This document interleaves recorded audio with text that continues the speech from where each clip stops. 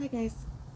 One of my subscribers told me that his favorite story, as far as Greek goes, was Icarus. So that's what we are going to discuss today.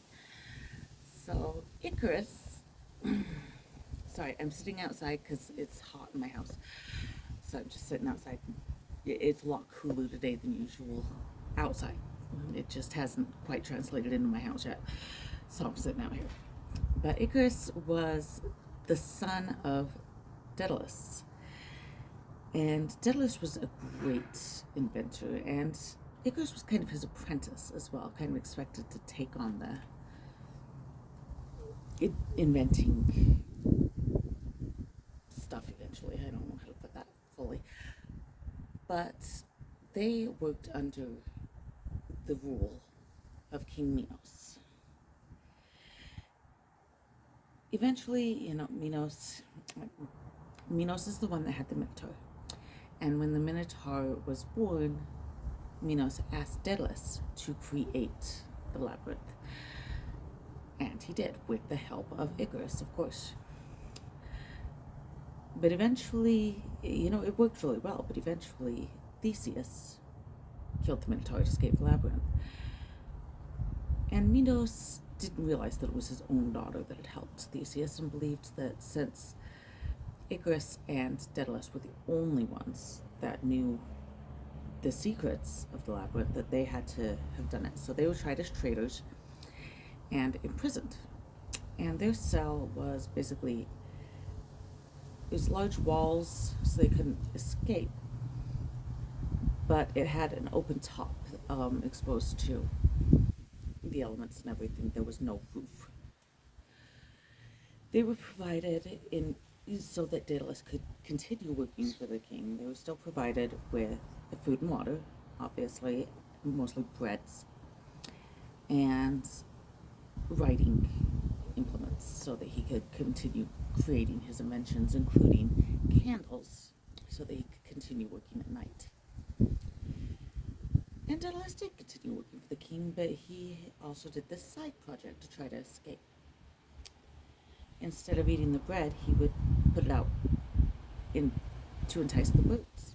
And when the birds arrived, he would kill them. He would capture them, kill them, eat their meat, since he was using the bread to entice them, but keep the bones and the feathers. After a number of years, he was able to use the candle wax from the candles they were giving him and piece together the bones into the shape of wings, and then form feathers, use the feathers to kind of make like a bird wing, and use the wax to do so. And these wings were huge. They were big enough for humans, and he said that he made two of them, two sets, so that he and his son could fly away and escape. Now, before they left, he told his son that the best thing to do would be to fly like the birds do, catch a breeze, a wind, and just ride with it for as long as possible, and only flap when needed, but keep in between, kind of high and low, keep in the middle. And his son, that made sense to his son. His son was actually very smart, but he was still a boy. So eventually, they did that. Things went well, but at some point over the ocean, the boy got bored. And so, sorry, the wind's kind of making the camera bounce back and forth. But he got bored, and so he decided to see how high he could fly. And he kept flying higher and higher, and eventually he started to get a little bit warmer, and that was really nice because he'd been flying over the ocean. I mean, that is cold.